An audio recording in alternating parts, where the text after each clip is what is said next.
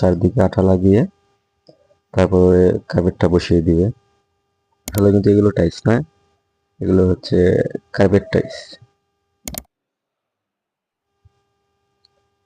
আসসালামু আলাইকুম, আশা করি সকলেই ভালো আছেন। আলহামদুলিল্লাহ, আমরা ভালো আছি। তো আজকে আমি আছি এখন অফিসে। আমাদের অফিসে নতুন কিছু মালামাল আসছে আজকে, এবং আমাদের অফিসের ভিতরে 3টি নতুন করে রুম তৈরি করা হচ্ছে। এখানে 1টা 2টা 3টা, আর রুমের পাশে গ্লাসগুলো লাগানো হয়ে গিয়েছে।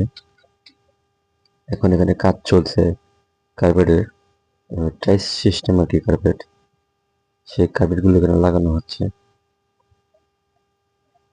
এগুলো লাগানো হচ্ছে আঠা দিয়ে, জুতো যে আঠা আছে সেই আঠা দিয়ে এগুলো লাগানো হয়েছে। দেখতে পাচ্ছেন কি সুন্দর করে লাগাচ্ছে। ওই রুমও লাগাবে,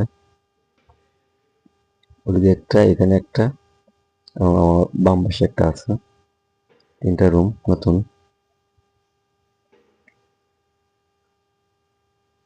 দেখেন কিভাবে লাগাচ্ছে আঠা, এভাবে চারদিকে আঠা লাগিয়ে তারপরে কার্পেটটা বসিয়ে দিবে। দেখতে পাচ্ছেন এভাবেই প্রত্যেকটা কার্পেট বসিয়ে বসিয়ে যাবে। আর এটা হচ্ছে গিয়ে আমাদের যে বস আছে, 3জন বস। তো 3জন বসের এটা হচ্ছে কি পুরনো মক্তব বলি, অফিসকে আমরা মক্তব বলি।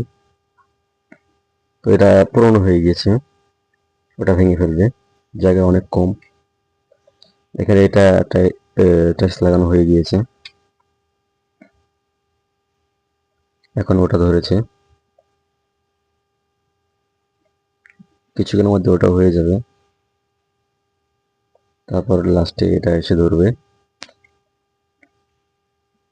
দেখে মনে হচ্ছে টাইলস লাগিয়েছে, আসলে কিন্তু এগুলো টাইলস না, এগুলো হচ্ছে কার্পেট টাইলস। আমাদের কাজ কমপ্লিট হয়ে গিয়েছে। দেখতে পাচ্ছেন কি সুন্দর করে সোফা বসানো হয়েছে, টেবিল বসানো হয়েছে। মাঝখানে এটা দেওয়া হয়েছে অফিস রুম, 4জন স্টাফ বসে কাজ করবে। এটা দেওয়া হয়েছে ওয়েটিং রুম, এবং লাস্টেরটা বসবে আমাদের যে বড় বস আছে তার জন্য সেটা।